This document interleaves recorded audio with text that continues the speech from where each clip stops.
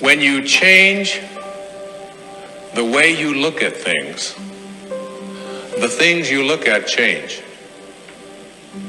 Albert Einstein once observed that the most fundamental and major decision that you have to make in your life is this: do I live in a friendly or a hostile universe? Which is it?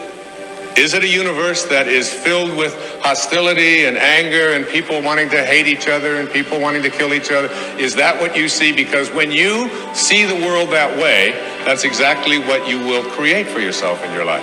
This is from great scientific minds. And the interesting thing is that this is not just a clever play on words, that when you change the way you look at things, the things you look at change. I'd like you to imagine the following scene.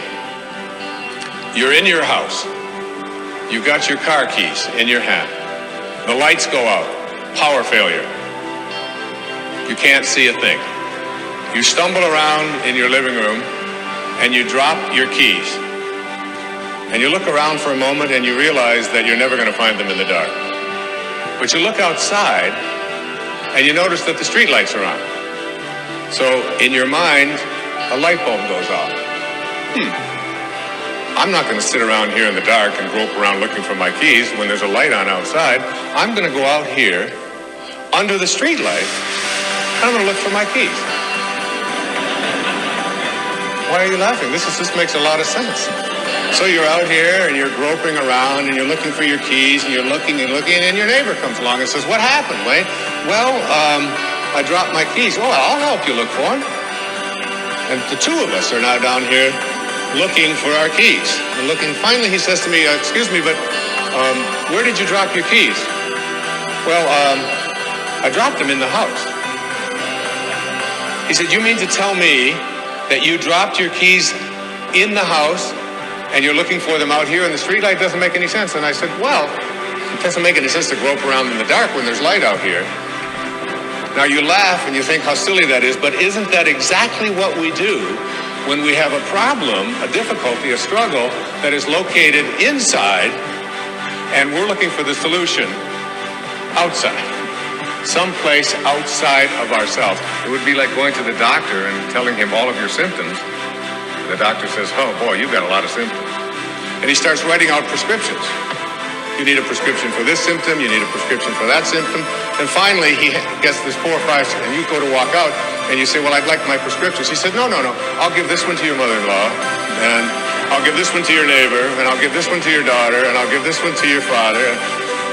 I mean, you're the one with the struggles and with the difficulties. Expecting somebody else to change or something outside of you to get better in order for you to make your life work is something you have to really take a hard look at. It's in here.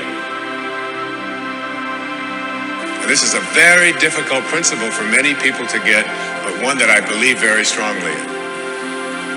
I was in a group one time of drug addicts and alcoholics, and the sign on the wall said, "There are no justified resentments in this group."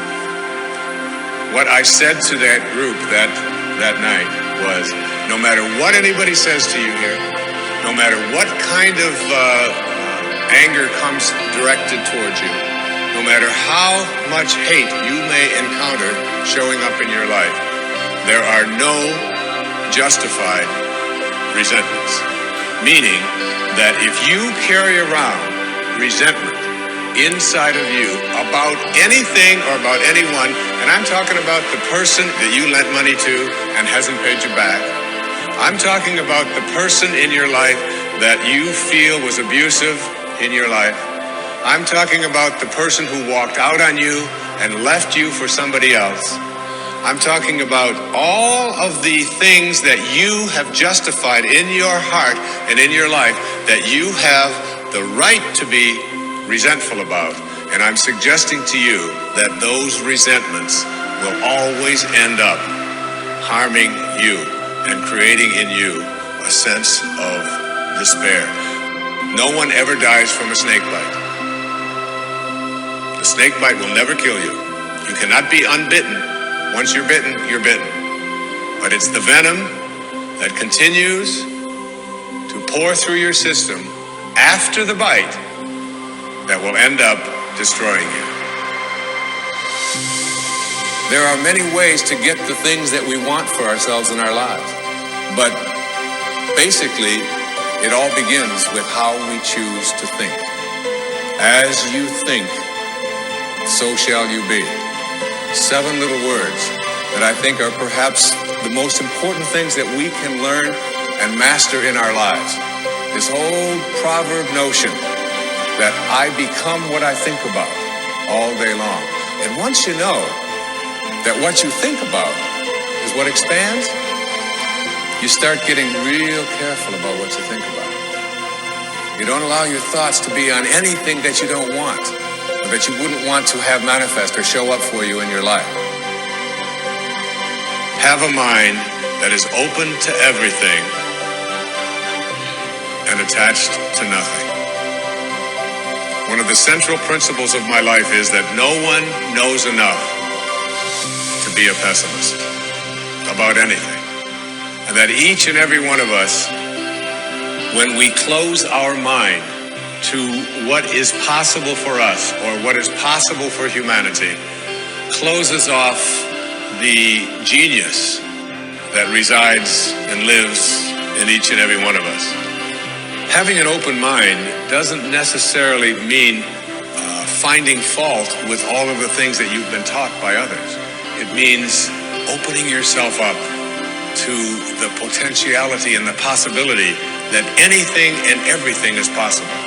So having a mind that is open to everything and attached to nothing really means finding within ourselves the ability to get rid of a trait that I find so common in the contemporary world. Do you know that most people that I meet spend their lives looking for occasions to be offended? They actually are out there hoping that they can find some reason to be offended. And there's no shortage of reasons. They're out there everywhere.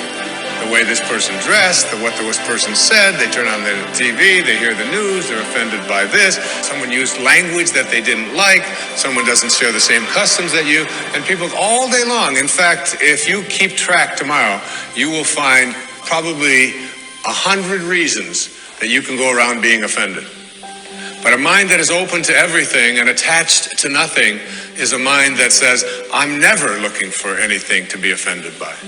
And that whatever anybody else out there has to say, my response to that is, that's an interesting point of view. I've never considered that before. The next principle I call don't die with your music still in you. And who better to quote than Thoreau when he talked about some of us hear a different drummer and we must march to the music that we hear.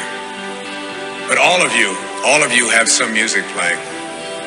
And all of you have a heroic mission. There's no accidents in this universe. We all show up here with a purpose. There's an intelligence that is a part of everything and everyone, and all of us are connected to it. And too many of us are afraid to listen to that music and march to it. You out there,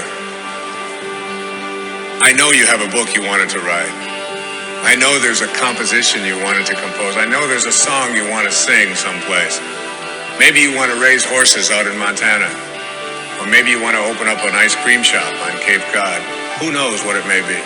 Maybe you just want to travel and see the world. Maybe you want to go into a relationship with someone but you've been afraid to, but your heart says it's the right thing to do. All of us feel something. And in Leo Tolstoy's famous novel, The Death of Ivan Ilyich, he asks this question that would be terrifying to me.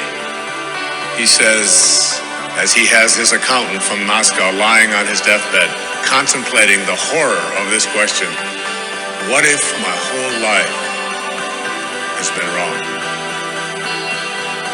I've known what my music is. It's playing right now. As I stand here in front of you with these cameras and in this place, and as I sit down and write my books and tell the world what I know are my truths, I feel always completely on purpose and fulfilled. And no time will I ever come to the end of my life and say, what if my whole life has been wrong? Whoever you are, whatever that music is, however distant it may sound, however strange, however weird others may interpret it to be, don't get to the end of your life and know that you're going to leave and not have it played yet. Don't die with your music still in you.